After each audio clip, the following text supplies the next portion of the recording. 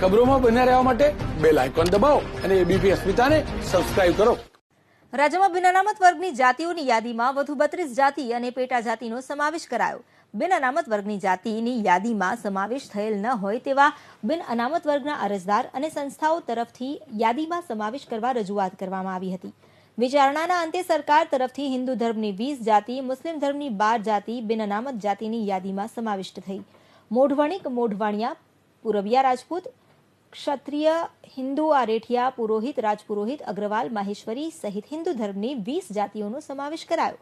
કુરેશી, મુસ્લિમ, મોમિન, બુખારી, મુસ્લિમ ખત્રી, રાયમા, પિંઢારા સહિત મુસ્લિમ ધર્મની 12 જાતિઓનો પણ સમાવેશ કરાયો છે.